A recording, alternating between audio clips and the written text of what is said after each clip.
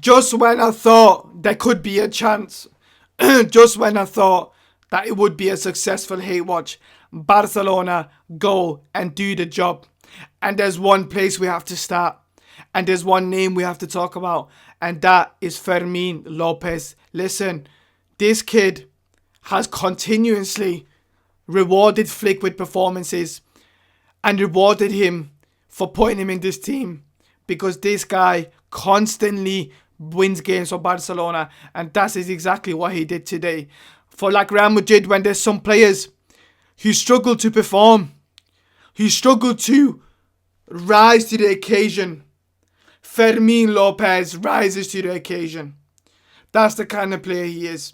Because Barcelona 4, Slavia Prague 2, and Barcelona are very, very close to the top 8 after that win. Don't forget, Barcelona had no Lamine Yamal in this game. Barcelona had no Lamine Yamal in this game. And what they still did is they performed this way. They performed the way, dare I say it, possibly champions do. Because there was moments in that game that Barcelona were really struggling. And there was moments in that game where defensively they showed their, insufficiencies. But what did Barcelona do? They won like they always do. And that is thanks to goals by Fermin Lopez, Lewandowski, and of course, Dani Olmo. But they weren't all positive news. Pedri also suffered an injury, which we'll talk about today. Like I said, Lamine Yamal was not in this game today because of suspension. So Hansi Flick ended up playing Rooney in that right wing position. And of course, Fermin Lopez getting a start again with Rafinha, Lewandowski, Pedri, Frankie de Jong, and the unchanged back four. All the change was for Kurbasi for Gerard Martin. So look, Barcelona went full strength. And like I said before, Barcelona are in search to get in that top 8 before the Champions League finishes, which of course these are the last 2 games. But Barcelona needed a lot of results to go the other way, like Atlanta to lose to Bilbao. They needed Newcastle to lose, Liverpool and Chelsea to lose. Of course, everyone from the top 8. Look, Barcelona started this game absolutely horribly, conceded goals by a set piece again. I mean, it was absolutely shocking defending. Let's just say how it is. It wasn't great at all. Frankie de Jong, was the last man there, wasn't able to clear the ball, and the ball goes in for a 1-0. So Barcelona started this in around the 10th minute absolutely horribly. I mean, it has to be said. And apart from that, Barcelona did what Barcelona do. And guess who did it? Fermin Lopez. He was the one to get Barcelona back in this game with a fantastic goal, a great team play, 1-2 on that right hand side. The angle was tight. He just goes for the shot. Keeper should be saving that, but he goes in for a 1-1. And like I said, when you're in that top form, anything turns to gold, and that's what happened here. And then the second goal of the night is the star of the week. This is the goal of the week, maybe, because there's another goal later on. Fermin Lopez gets the ball outside the box and he just hammers it in. And it is fantastic. I mean, look, the Slavia Prague didn't give him enough, defenders didn't give him enough pressure. But look, it was a fantastic finish. And he goes and he hugs Hansi Flick.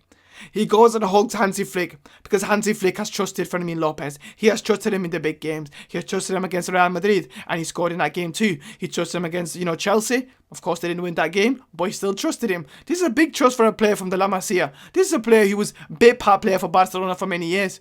And now he's come through and he's being trusted ahead of guys like Dani Olmo, who was signed for 60 million. So this is a huge statement, and him going and hugging Hansi Flick is just a quick kind of, a thank you and a continuous reward for Hansi Flick because he continuously wins games for the German manager.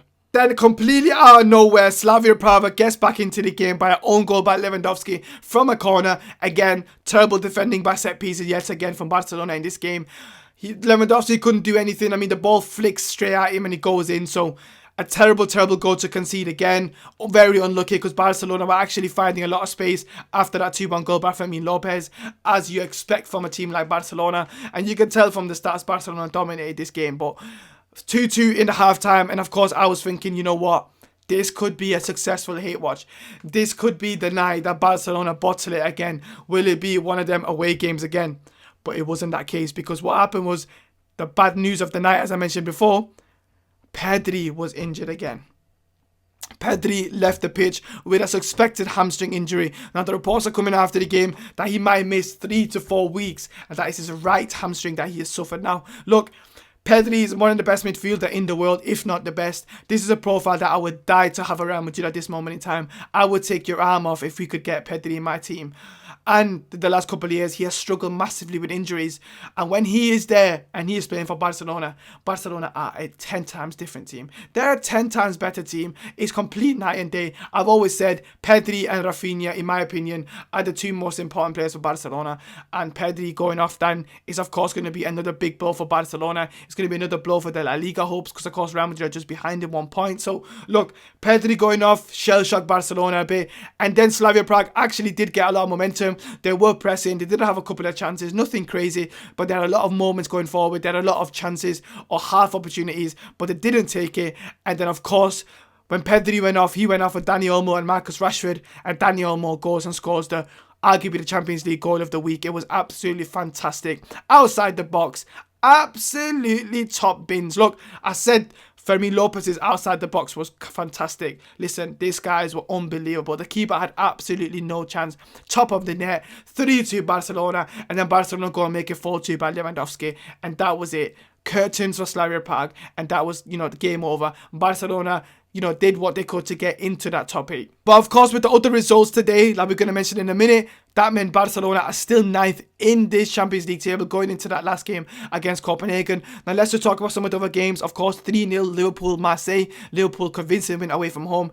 Atletico Bilbao beating Atlanta 3-2. Of course, that is what Barcelona did need because, of course, Atlanta was in top 5 at that moment in time. Other games like Galatasaray and Atletico Madrid finished with a 1-1 draw. So again, a very favourable draw for Barcelona, but they couldn't capitalise on it enough in terms of the other results. Newcastle United also beating PSV 3-0 at home. Chelsea beating Pafos 1-0 and Bayern Munich winning 2-0 as well. So these are kind of the main scores for today. So pretty much all the big teams won. There weren't any shocks apart from Atletico Madrid join that game.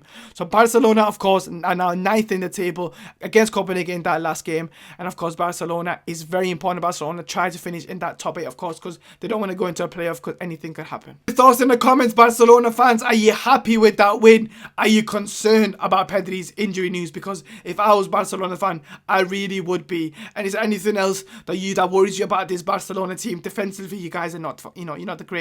And without Pedri now, who's going to be the midfield distributor? Who's going to be the midfield general? It remains to be seen. But like I said, as always, leave your comments. I read every single comment. I appreciate everyone's support. And as always, like, subscribe, and until next time, Hala Madrid.